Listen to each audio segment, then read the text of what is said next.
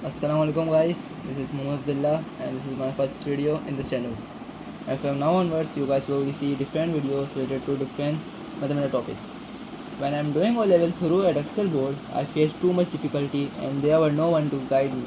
However, I completed my O level with good grades, Alhamdulillah. Now I decided to help you guys so that you can't face any problem during your O level. So let's start it.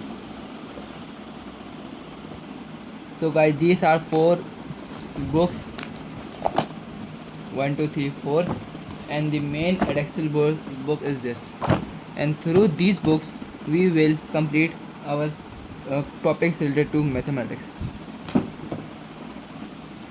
Specification के लिहाज से जो हमारा first topic है वो है sets, और अभी हमने ये मैथ B2 से हम इसको टॉप पढ़ेंगे। चैप्टर नंबर 10 है और एक्सरसाइज नंबर 10 है। हम एग्जांपल्स को फॉलो नहीं करेंगे, डायरेक्ट क्वेश्चन की तरफ आएंगे और जो क्वेरीज होंगी वो हम सॉल्व करेंगे। तो मेरे को इस हेडिंग वगैरह में डाल ली है। क्वेश्चन नंबर था 1, तो हम कर रहे थे list the element of the following sets.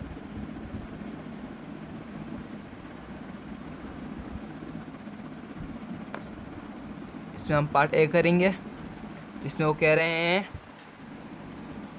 x of x is the month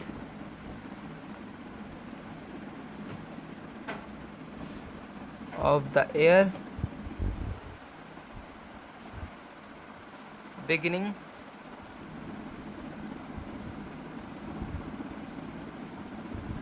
with the letter J।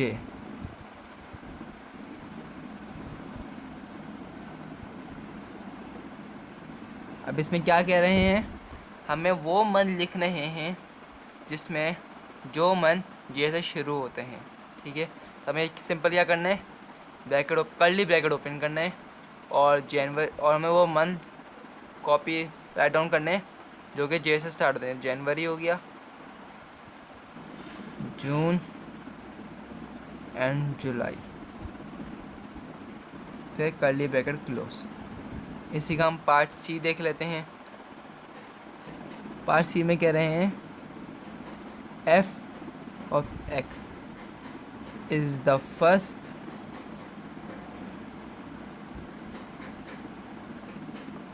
five consonants of the English alphabet. अच्छा, कॉन्सोनेंट्स को इसमें क्या कह रहे हैं, alphabet is the first five consonants of English alphabet. अच्छा, consonants कौन से होते हैं, कॉन्सोनेंट्स वो होते हैं जो इंग्लिश अल्फ़ाबेट्स में वॉवेल्स के अलावा जो नंबर होते हैं। जैसे कि हम अभी लिख लेते हैं ना, जैसे ए वॉवेल है तो हम वॉवेल्स नहीं लिखेंगे, वॉवेल्स के अलावा जो अल्फ़ाबेट्स होंगे हम वो कॉपी करेंगे, फर्स्ट फाइव। तो बी आ गया, सी आ गया, डी आ गया, ई भी वॉवेल में आता है, उसको कॉपी नहीं करेंगे, और फिर एफ आ गया और जी आ गया। That's it. अब हम इसी का क्वेश्चन नंबर 2 करते हैं। इसमें वो क्या कह रहे हैं, क्वेश्चन नंबर 2 क्या कह रहे हैं, डिस्क्राइब दी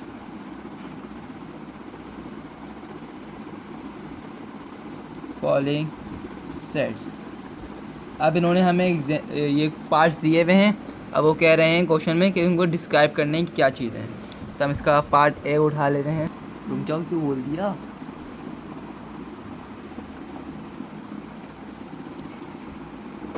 इसमें वो क्या कह रहे हैं, bracket open, 2 4 6 8 10।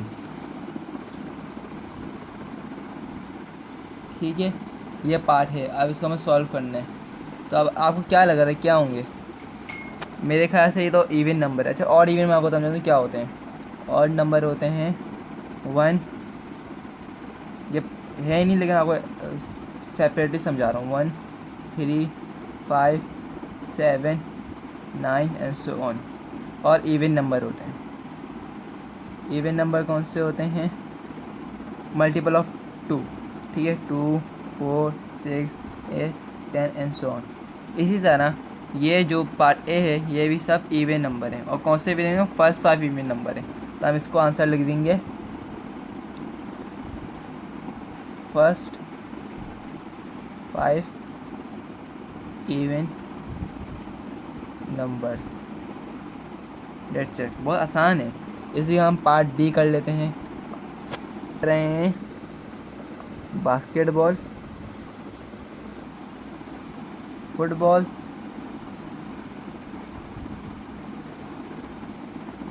Rugby, softball and squash. अब ये सारे गेम्स हैं। अब ये गेम्स किससे खेले जाते हैं? ये सब बॉल से खेले जाते हैं। तो हम क्या लिख देंगे? बस गेम्स ऑफ बॉल। तो ये सारे गेम बॉल से खेले जाते हैं। That's it. बहुत ही आसान है। हम इसी तरह ये सारे बहुत ही आसान है। अब हम इसको छोड़ रहे हैं क्योंकि हमने बेसिक्स पढ़ लिया। हम इसकी एक्सरसाइज नंबर 10B पर आ जाते हैं। अब इसमें वो क्या कह रहे हैं अब वो देखते हैं। इसी का हम क्वेश्चन नंबर 1 कर लेते हैं।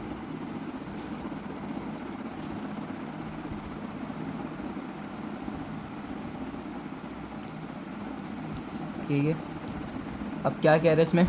राइट इन सेट नोटेशन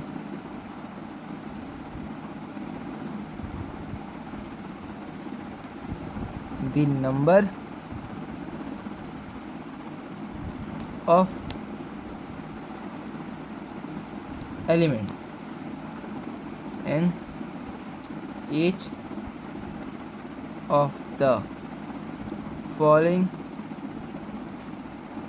sets। अच्छा, वो कह रहे हैं क्वेश्चन में right in set notation the number of element in each of the following sets. अब सेट नोटेशन हम कैसे लिखते हैं? डिफाइन, तो कोई भी एग्जाम्पल दी हुई है उसको हम सेट नोटेशन में लिखेंगे। तो हम कैसे लिखेंगे? नंबर, हमेशा उसको याद फॉलो करेंगे। नंबर लिखेंगे मतलब एन ब्रैकेट ओपन, एस मतलब सेट आ गया bracket close is equals to, और जो हमें लिखना होगा उसके आगे हम कंटिन्यू कर देंगे। इसी का हम पार्ट ए देख लेते हैं। उसमें क्या कह रहे हैं वो?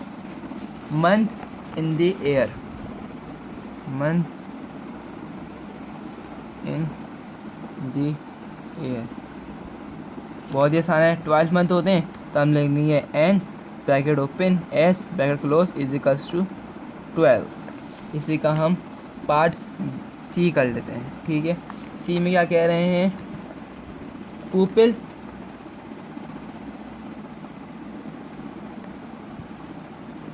इन your class who are taller than you। हम वही करेंगे N S close equals to. अब इस पार्ट सी में कह रहे हैं जो बच्चे क्लास में आपसे बड़े थे। अगर मैं अपनी बात करूं तो मुझसे 3 बड़े थे, तो हम सिंपल लिख देंगे 3। ठीक है। इसी तरह सारे पार्ट होंगे। हम क्वेश्चन नंबर 2 देख लेते हैं। उसमें क्या कह रहे हैं? क्वेश्चन नंबर 2,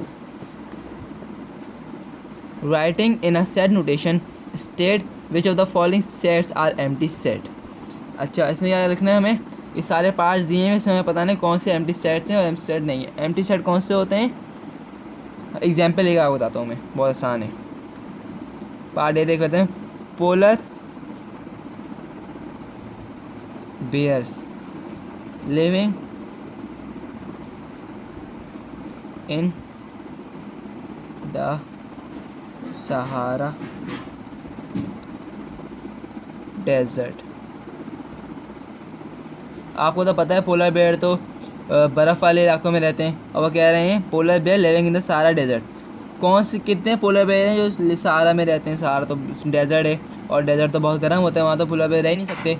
तो हम क्या कर देंगे, क्योंकि ये उन्होंने बात गलत करी, तो हम इसमें लिख देंगे एम्प्टी सेट। एम्प्टी सेट को हम डिफाइन कैसे करते हैं?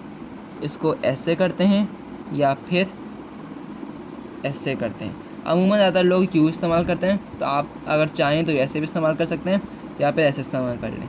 ठीक है, अब हम इसी का पार्ट सी कर लेते हैं। क्या कह रहे हैं? Buses with 50 seats.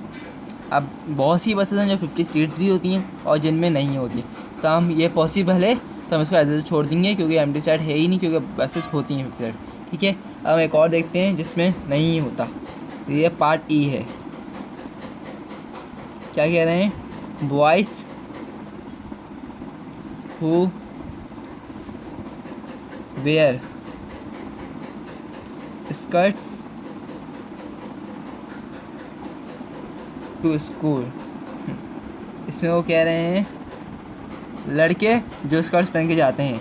ये तो ऐसा कभी हुआ ही नहीं है, क्योंकि ये पॉसिबल नहीं है, तो हम इसको डिफ़ाइन कर देंगे एज अ नल सेट। ठीक है, या फिर उसका वैसे कर देंगे या फिर वैसे कर देंगे। इसी तरह ये सारे पार्ट्स होंगे और एक्सरसाइज कंप्लीट हो जाएगी। अब आगे आने वाली नेक्स्ट वीडियो में हम वेन डायग्राम पढ़ेंगे और बाकी जो इंटरसेक्शन और इंटरसेक्शन पढ़ेंगे, इंटरसेक्शन ऑफ सेट और यूनियन ऑफ सेट। अगर आपको ये वीडियो पसंद आई है तो आप इसको ज़्यादा से ज़्यादा शेयर करें और लाइक करें और अपने दोस्तों को भी फॉरवर्ड करें, so that they can easily watch and solve their queries. और इसको और चैनल को सब्सक्राइब करना कभी ना भूलिएगा। Thank you.